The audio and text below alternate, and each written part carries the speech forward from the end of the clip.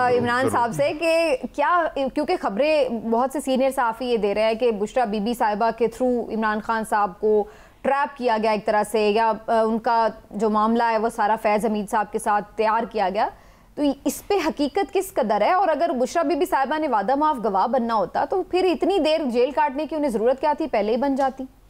समीना, हमारे वाकफा निहाल जो हैं उन्होंने जो बात बताई है, देखिए वो बड़ी एक अजीब सी बात है। मामला जो है ये इस वक्त जनरल फैज़ हमीद साहब को लेके और बुशरा बीबी साहिबा को लेके जो बातें हो रही हैं, पहली बात यह है कि मुझे तो ऐसा महसूस नहीं होता कि बुशरा बीबी जो हैं वो वादा माफ गवाह बने, लेकिन जो हमारे वाकफा निहाल हैं उनका ये कहना है कि असल में बुशरा बीबी को करीब ही इमरान खान साहब के जनरल फैज़ हमीद साहब ने किया था।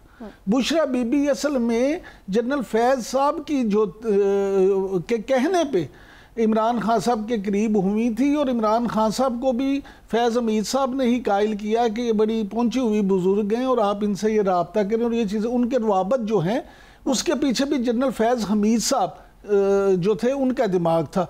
और ये मामला ये है कि वाकफा निहाल का ये भी कहना है कि इस दौरान जितने भी राब्ते रहे जनरल फैज़ हमीद के बुशरा बीबी के साथ मुनासिब इसीलिए इतने मजबूत थे कि वो उनको अपने सबसे करीबी वही समझते थे, और उन्होंने ही इमरान खान साहब को भी बुशरा बीबी ने ये पूरी तरह से यकीन दिला दिया था कि इस पूरी मशीनरी में, इस पूरी हुकूमत में, इस पूरे मुल्क में, पूरी रियासत में तुम्हारा सबसे बड़ा खैर ख्वाह जनरल फैज़ हमीद साहब ही हैं। लिहाजा अब जो ये मामला है वो इसलिए भी संगीन है कि अगर जनरल फैज़ हमीद ही उनके पेश करदा थे तो फिर क्या बुशरा बीबी के किस तरह से उनके खिलाफ वादा माफ गवाह बनेंगी? तो मुझे तो ज़ाती तौर पे ये नहीं लगता कि वो वादा माफ गवाह बने।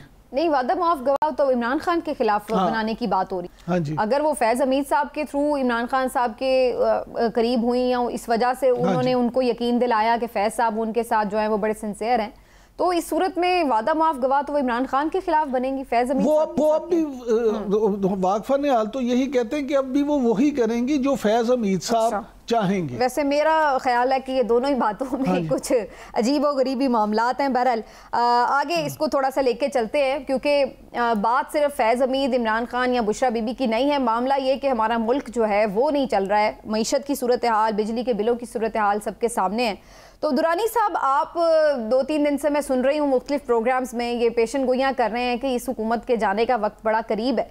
ये आपको क्यों नज़र आ रहा है कि ये हुकूमत जो है ठहर नहीं पाएगी? फ़िलहाल तो उनके लिए सब कुछ बड़ा मुनासिब लग रहा है, कोई परेशानी दिक्कत तो नज़र नहीं आ रही उनके हाल में।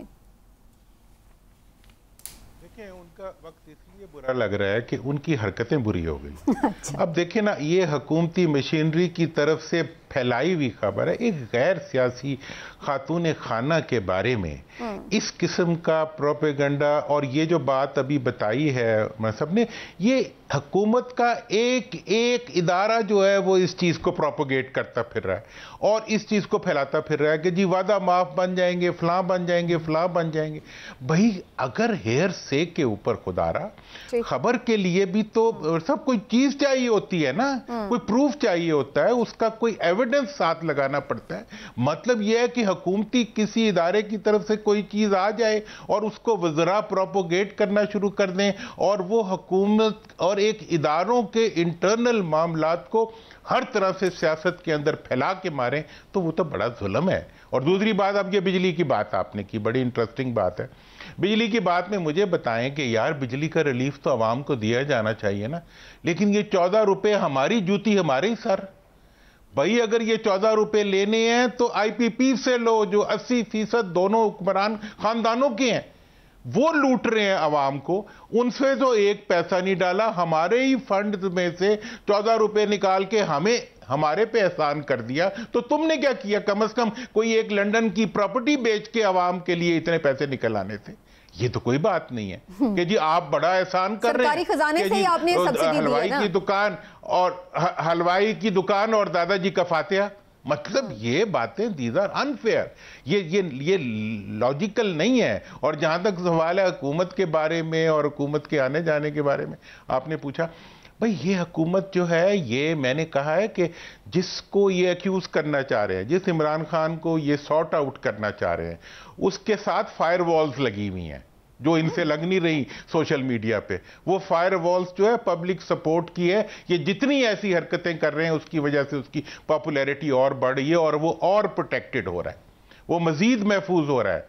मैं आपको बताऊं कि ये जितने मुकदमे बना रहे हैं और ये जितने इश्यूज बना रहे हैं, इन सारों के अंदर ये अपने आप को फंसाएंगे। इनके वुज़रा जो हैं वो मुल्क के काबिल एहतराम तरीन इदारों की सीनियर पोस्ट्स पे अपॉइंटमेंट्स को मजाक बना रहे हैं, और वो मजाक भी इनके लीडरों ने बनवाया है। ये वो रास्ता अख्तियार कर रहे हैं जिसके नतीजे में ये चाहते हैं कि मुल्क के आइन को नुकसान पहुंचाए, लेकिन वो नहीं पहुंचेगा क्योंकि अवाम इनके साथ नहीं है। नहीं, लेकिन दुरानी साहब अभी तो हमें ये नजर आ रहा है कि फिलहाल तक तो ना इमरान खान साहब की रिहाई के कोई इम्कानात नजर आ रहे हैं, फिर बज़ाहिर ऐसा लग रहा है कि सीटें भी एक एक करके खिसकती जा रही हैं पीटीआई की, नून की तरफ। फिर मखसूस नशिस्तों के फैसले पर अमल दरामद भी नहीं हुआ। फिर हम ये देख रहे हैं कि ट्रिब्यूनल्स के ऊपर भी काम नहीं चलने दिया जा रहा, वहाँ पे भी स्टे आए हुए हैं। तो ये कोई भी चीज़ ऐसी तो नहीं है जिसको हम कहें कि हुकूमत के खिलाफ कुछ जा रहा है। इसके बाद मेरा एक सवाल आपने जरूर जवाब देना है। अच्छा। इसकी वजह से इमरान खान की पॉपुलैरिटी तो कम हो रही होगी। पॉपुलर तो वो थे, लेकिन उसका फायदा ये तो नहीं हुआ उन्हें कि ना वो रिहा हो सके, ना वो गवर्नमेंट बना सके। बात सुनो तो सही ना। बात ये है कि अगर पॉपुलैरिटी कम नहीं हो रही तो इसका मतलब है कि जो कुछ कर रहे हैं उसको और मजबूत कर रहे हैं। इलेक्शन में नहीं जाना इन्होंने, ये हर दफा जो है पहले जैसे इलेक्शन जीता है वैसे दोबारा जीत लेंगे, वो क्या मसला है। और बगैर इंतखाबी निशान के जीतेंगे और बगैर उसके जीतेंगे।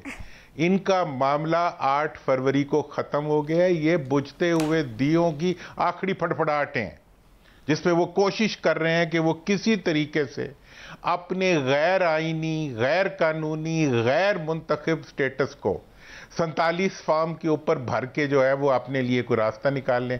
उसके लिए अब ये ना किसी इदारे को छोड़ रहे हैं, ना किसी हुकूमती जो कार्रवाई के असूल होते हैं उनको बर्दाश्त कर रहे हैं, ना कोई कानून छोड़ रहे हैं, ना किसी की इज्जत का भी थोड़ा जायजा लेते हैं ना। लेकिन इमरान साहब ऑपोजिशन भी तो कोई खातिर खा हुकूमत को प्रॉब्लम दिखाई नहीं देते हुए ना सड़कों पर उस तरह से कोई बहुत बड़ी मूवमेंट खड़ी कर सके हैं। आपको लग रहा है कि आने वाले दिनों में इकट्ठे हो सकते हैं ऑपोजिशन की तमाम जमातें? समीना, पहली बात तो ये कि अभी जो आप और दुरानी साहब बात कर रहे थे कि ये जो रिलीफ दिया बिजली का, ये सरकारी ख़जाने में से कर दिया, तो वो मुझे इमरान खान साहब बड़े याद आए कि वो तो अपनी जेब में से ना हमेशा रिलीफ दे देते थे अवाम को। वो तो सरकारी ख़जाने से उन्होंने कभी नहीं दिया। उन्होंने जितना भी किया अपनी जायदादें बेच के किया। ये तो बड़े जालिम और गंदे लोग हैं ना जिन्होंने अपनी जायदादें नहीं बेची। इमरान खान साहब ने तो अपनी ज़मान पार्क वाला घर भी गिरवी रख के तो लोगों को आटा सस्ता कर दिया था। भाई सारे हुक्मरान ऐसे ही करते हैं।